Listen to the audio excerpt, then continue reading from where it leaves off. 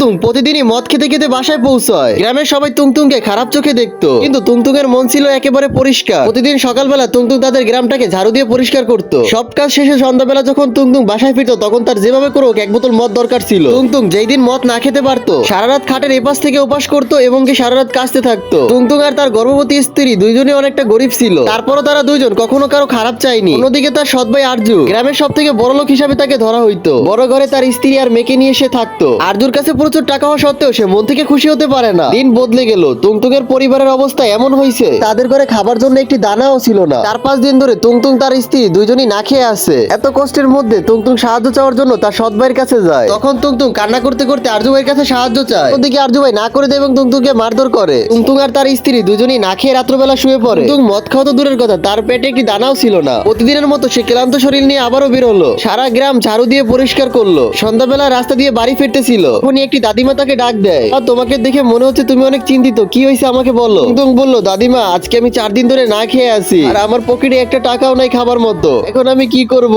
তখন দাদিমা বলল, তুমি কোনো চিন্তা করো না, তুমি একটা কাজ করো, আমার এই বক্সটা আমার বাসায় পৌঁছে দাও, আমি তোমাকে এমন একটা জিনিস দিব যেটা দিয়ে তোমার ভাগ্য পরিবর্তন হয়ে যাবে। তুংতুং কোনো কথা চিন্তা না করে দাদিমার সেই বক্সটি বাসায় দিয়ে আসে। তারপরে দাদিমা তার আলমারি থেকে একটি লাল ভাগাড়োর একটি চরকি বের করে দেয়। তুংতুং বলে, দাদিমা এটা তো সাধারণ একটি জিনিস। তখন দাদিমা বলল, এটা সাধারণ কোনো জিনিস না, এটা তুমি বাসায় নিয়ে যাও, এইটা হচ্ছে জাদুর একটি চরকি। শুধু একটা কথা মনে রেখো, এটা থামানোর জন্য এটার উপরে একটি লাল কাপড় দিয়ে দিতে হবে, তাহলে এটা কখনোই থামবে না। তুংতুং চরকিটা নিয়ে বাসায় চলে যায়। তুংতুং চরকিটি নিচে রাখতেই বলে, চরকি চরকি কতগুলো মদ দাও আমাকে। হুট করেই চরকি থেকে অনেকগুলো মদ বেরোতে শুরু করে। তুংতুং এগুলো দেখে অনেকটা ভয় পেয়ে যায় এবং চরকিটিকে থামানোর জন্য তার উপরে একটি লাল কাপড় দিয়ে দেয়। তারপর আবারও চরকিকে বলে, চরকি চরকি আমাকে তরকারি দিয়ে দাও। এরকম করে তাদের ঘরে যা প্রয়োজন ছিল সবকিছু চরকি থেকে নিয়ে নেয়। কিছুদিন পরে তুংতুং একটি দোকান দিয়ে ফেলে। তার দোকানে সে সবকিছু বিক্রি করতে শুরু করে দেয়। দেখতে দেখতে কয়েক বছরের ভিতরেই তুংতুং অনেকটা বড় লোক হয়ে যায়। গ্রামের সব থেকে ধনী ব্যক্তি এখন তুংতুং হয়ে গেছে। আর এই সব দেখে আরজু ভাইয়ের অনেকটা রাগ হচ্ছিল। ভাই মনে মনে বলে, কিভাবে কি হয়ে গেল, হয়তো কিছুদিন আগেও আমার কাছে সাহায্য চাইতে আসছিল। একদিন রাত্রবেলা আরজু ভাই লুকিয়ে দেখতে গেছিল যে তুংতুং কিভাবে এত তাড়াতাড়ি বড় লোক হলো। জানলা দিয়ে দেখতে অবাক হয়ে যায় এবং সে বুঝতে আর বাকি রইল না। পরের দিন আরজু ভাই সেই চকরিটাকে চুরি করে বাসায় নিয়ে যায়। তার আগে বন্ধুরা অনেক কষ্ট করে ভিডিও বানায়, তোমরা ভিডিওতে একটা লাইক দিয়ে চ্যানেলটাকে সাবস্ক্রাইব করে দাও। লাইক সাবস্ক্রাইব করলে তো তোমাদের হাতে ব্যথা হবে না, উল্টা আমার ভিডিও বানানোর আগ্রহটা আরো দ্বিগুণ বেড়ে যাবে। ভাই মনে মনে ভাবে, এইসব বাড়িটারি ছেড়ে আমি দূরে কোথাও চলে যাব। আরজু ভাই তার ফ্যামিলি দূরে যাওয়ার জন্য ব্যাগটা গুছিয়ে নেয়। তারা একটা নৌকো দিয়ে নদী পাড়ি দিচ্ছিল। তখন আরজু ভাইয়ের ওয়াইফ তাকে জিজ্ঞাসা করে, তুমি আমাদের কোথায় নিয়ে যাচ্ছ,